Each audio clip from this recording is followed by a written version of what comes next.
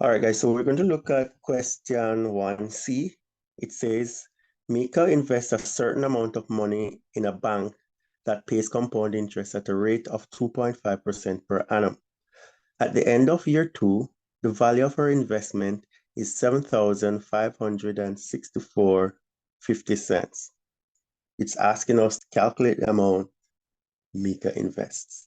All right, so let's highlight the important parts of this question. It says that the rate of interest was 2.5% per annum, and the money was invested for 2 years. And at the end of 2 years, she got 7,564 and 50 cents. So that's the amount that she got at the end of it. So in this question, all we need to do is to substitute these values into the formula. And if you notice, it says a certain amount of money. So we don't know the amount of money that is being invested. So let's look at the compound interest. It's A is equal to P, open bracket, 1 plus R over 100, close bracket, raised to the N. So A is the amount that you get at the end. So P represents the amount of money that is invested or the principal. R is the rate per annum, which is 2.5 in this case, and N is the number of years the money is invested. All right, so let us work on this one. So we're going to substitute our values. So A is the amount that you get at the end. So this is going to be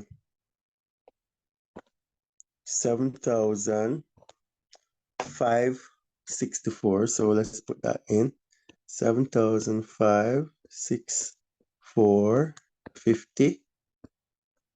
So that's the amount that was you got at the end of the investment. It says that is equal to P, which is the principal. We don't know what the principal is, so we're going to keep P in the question as the unknown. That's what we're finding. Plus 1. The rate is 2.5 over 100, because that's a percentage. We're going to close our bracket, and that's going to be raised to 2. So we're going to continue working. So it's 7,564.50 would be equal to P. We're going to work out what's in the bracket. So let me do this in stages. So it's 1 plus, if we divide 2.5 by 100, we're going to get 0.025. And all of this would be raised to a power of 2. So we're going to continue working. So we're going to have 7,564.50 will be equal to P, because we're still looking for P. And what we're going to do, we're going to square what is in the bracket. So it's going to become 1.050625. All right. So in order to get the value of P, we need to get P alone on one side. So the next step, what we're going to do, we're going to divide both sides by 1.050625. So it's going to be 7,564.50.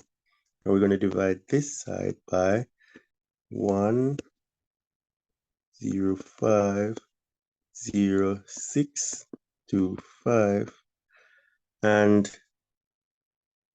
this side here is going to be divided by that same amount, which is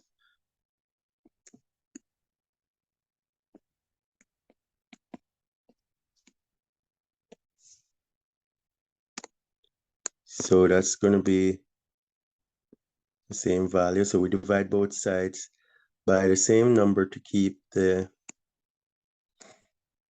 balance. So that would cancel out that. So we're going to be left over here with P.